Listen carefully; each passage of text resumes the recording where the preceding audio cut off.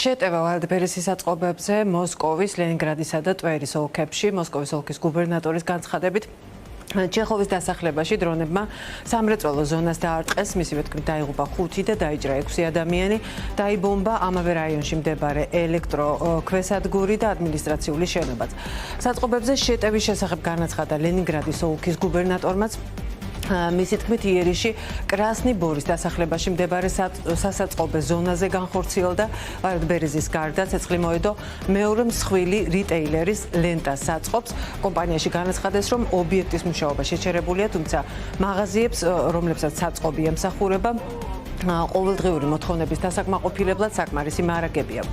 შეტევა განხორციელდა ტვერშიც, სადაც სამიზნე ასევე გახდა ვალდბერესის კუთვნილი საწყობი, გარდა ამისა, ცეცხლი უკიდია სამარის ოლქში სიზრანის ნავთობგადამამუშავებელ ქარხანასაც, მიზეზიც სავარაუდოდ დრონებით იერიში იყო.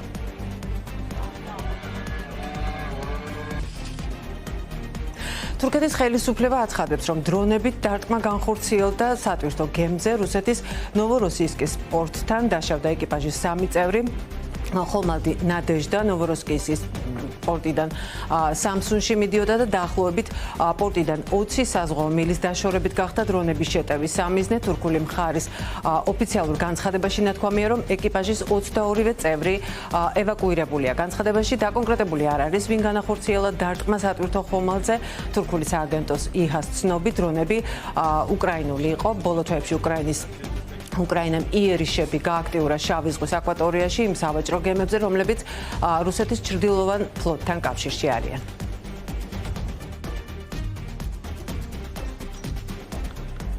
რუსეთის ძალები ბომბებით და დრონებით უტევენ უკრაინის დასახლებებს. კრამატორსკში ცოტა ხნის წინ ოკუპანტებმა 2 ავიაბომბი ჩააგდეს, დაზიანდა საცხოვრებელი კორპუსი, დაშავდა 4 ადამიანი.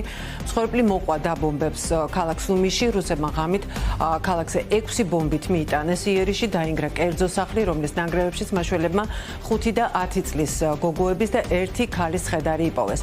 დრონებით შეტევა განახორციელეს ნიკოლაევზეც, სადაც დაბომბის შედეგად 89 წლის ქალი დაიღუპა, მთლიანად დაინგრა 2 კერძო სახლი, დაზიანდა 10-მდე შენობა, მათ შორის 3 საცხოვრებელი კორპუსი.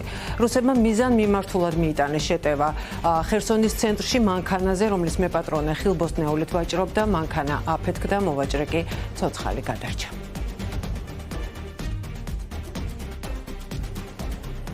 ვალერი ზალუჟნი აცხადებს, რომ უკრაინა ვერ გაწევრიანდება ნატოში. უკრაინის შეიარაღებული ძალების ყოფილი მთავარსარდალი და მოქმედი ელჩი დიდ ბრიტანეთში სიტყვით გამოვიდა კიევში ელჩების შეხვედრაზე და მიზეზიც დაასახელა, რატომ ვერ შეუერთდება ჩრდილოატლანტიკურ ალიანსს უკრაინა. მისი შეფასებით შეუძლებელია შეუერთდა ორგანიზაციას, რომელიც მეორე მსოფლიო ომის დროინდელი დოქტრინებით ხელმძღვანელობს, მაშინ როდესაც უკრაინის შეიარაღებულ ძალებს თანამედროვე ომის სრულად განსხვავებული გამოცდილება აქვს. ზალუჟნი ხაზი გაუსვა, რომ უკრაინას კვლავ სჭირდება ნატოს წევრი ქვეყნების ტექნოლოგიები, განსაკუთრებით საჰაერო და ანტისარაკეტო თავდაცვისა და კოსმოსური შესაძლებლობების სფეროში. მისივე შეფასებით, მომავალში უკრაინის უსაფრთხოებისთვის უფრო ეფექტიანი შესაძლოა იყოს ახალი ევროპული სამხედრო ალიანსები, ვიდრე ნატო დღეს არსებული ფორმატით. კარგად ვიცნობ ნატოს დაახლოებით 12 წლის განმავლობაში. პირადად ვმუშაობდი იმაზე, რომ ჩვენ ნატოს სტანდარტები აგვეთვისებინა და ყოველ წელს ზღაპრებს ვისმენდით იმის შესახებ, რომ მალე შევიდოდით ნატოში. სამწუხაროდ ჩვენ ვერასდროს შევუერთდებით. უკრაინის შეიარაღებული ძალების განვითარების დონით შეუძლებელია შეუერთდე ორგანიზაციას, რომელიც მეორე მსოფლიო ომის დოქტრინებს ფლობს. უკრაინა შეუერთდება ბლოკებს და ალიანსებს, რომლებიც ჩამოყალიბდება. დიდი ალბათობით საუბარი იქნება ევროპის უსაფრთხოების სამხედრო ბლოკზე.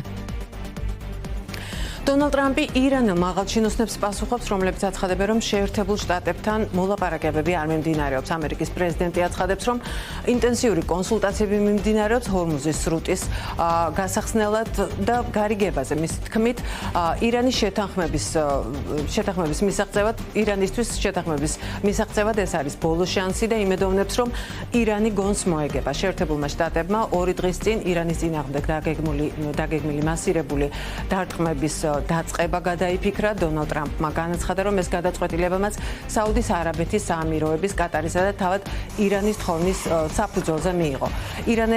ირანელებმა დაგვირეკეს და გვითხრეს, ვთხოვთ, არ დაგვატყათ გარიგებას, დავდებთ. ნამდვილი სიმართლე ესაა და ყველა მიცის, განაცხადა დონალდ ტრამპმა. მოლაპარაკებები მიმდინარეობს. საოცარი რამაა. პატარა პრობლემა გვაქვს ირანთან, რადგან მოლაპარაკებებს ვაწარმოებთ, მაგრამ ირანი უარყოფს. ცოტა ხნის წინ განცხადება გაავრცელეს და ამას არ უარყოფენ. რატომღაც, როდესაც მოლაპარაკებას აწარმოებენ, არ ამბობენ, რომ აწარმოებენ. ირანს არ სურს, რომ დავარტყათ და თქვეს, რომ სურთ ლაპარაკი. მაგრამ ჩემი აზრით უფრო მნიშვნელოვანია ირანის დენუკლეარიზაციაზე საუბარი, რადგან სწორედ ამაშია საქმე და ამიტომ ვაკეთებ ამას. ახლა ჩვენ ვსაუბრობთ და ვსაუბრობთ ირანის თხოვნით, რომელსაც მხარს უჭერს საუდის არაბეთი, არაბთა გაერთიანებული საამიროები და კატარი, მაგრამ ასევე სხვებიც. ეს მათთვის ბოლო შანსია, რომ კარგ დოკუმენტს მოაწერონ ხელი.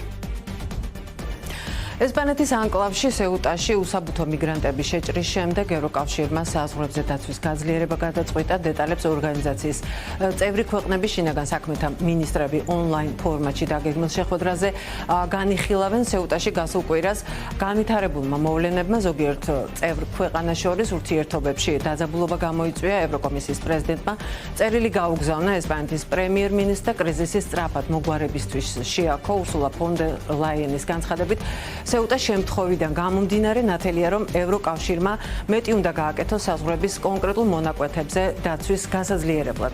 ესპანეთის მონაცემებით ბოლო 4 დღის განმავლობაში სეუტადან მაროკოში 69,000 მიგრანტი დაბრუნდა, რაც აჭარბებს თავდაპირველად დასახელებულ რისკს 50,000. მასშტაბურ ტყის ხანძრებს ებრძვიან შეერთებულ შტატებში. ცეცხლის რამდენიმე კერა გაჩნდა ვაშინგტონისა და ორეგონის შტატებში. ვაშინგტონში სტიქიის ეპიცენტრი სპოკანეს რაიონია, სადაც ხანძარი 3,000 ჰექტარზე გავრცელდა. ევაკუაციის ბრძანება 65,000 ადამიანმა მიიღო. ამ დროისთვის დამწვარია 700-მდე შენობა. მაშველები 24 საათიან რეჟიმში ცდილობენ ცეცხლის ლოკალიზებას, რომელიც გამოძიების თანახმად განზრახ გააჩინეს. ამ ბრალდებით ერთი პირია დაკავებული. ხანძრების მასშტაბიდან გამომდინარე რეკორდი მოხსნა ორეგონის შტატმა, სადაც სტიქიამ 2 მილიონი აკრი გაანადგურა. ბოლო 30 წლის განმავლობაში ეს ყველაზე დიდი მაჩვენებელია.